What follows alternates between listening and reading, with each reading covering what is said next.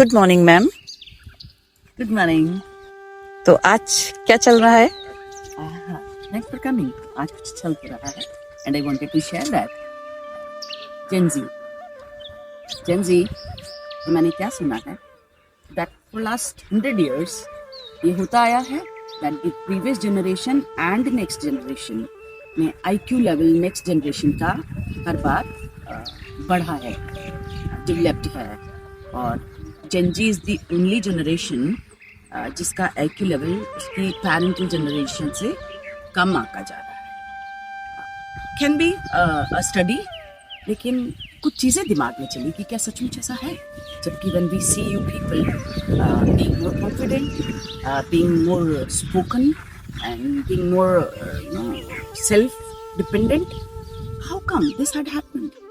और फिर मुझे कभी कभी ये विचार भी आया कि is it that we at our age were not so allowed to talk and we were forced to listen more.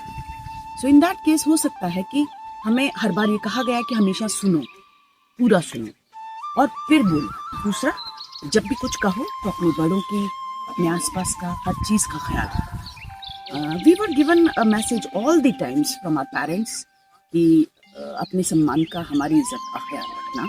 तो ऐसे में we used to speak less and that too with whole lot of thoughts, you know.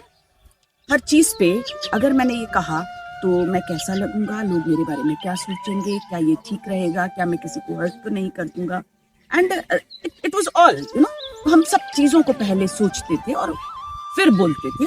So one thing which I really appreciate about my generation कि हमेशा ही सामने वाले की feelings को ध्यान में रख के हम बात करते थे, और दूसरा which I do not appreciate कि वी वर लेट्स एक्सप्रेसिव, क्योंकि हर बार हम अटक जा रहे हैं।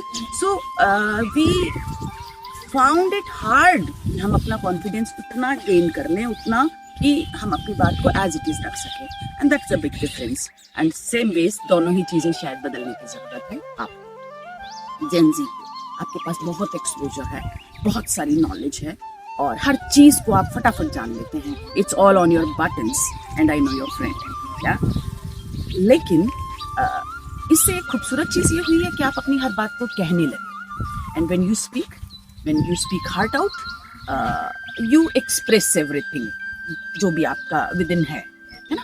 लेकिन शायद उसमें कहीं कुछ गलत ये हो जाता है कि आपका एक्सप्रेशन फ्रेम्ड, प्लान्ड नहीं होता है, तो शायद आंसर सिली हो जाते हों।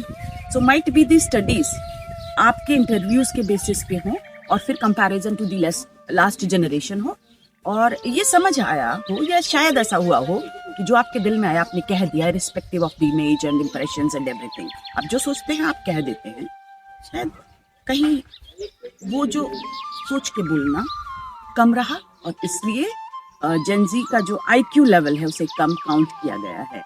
Please change yourself, let us have another study about Gen Z, a planned, prepared Gen Z, क्योंकि ये वो जनरेशन है जो डेमोक्रेसीज बदल रही है, जो पैटर्न्स ऑफ लिविंग बदल रही है। तो फिर IQ कम होना अच्छा तो नहीं लगा सुन के, है ना?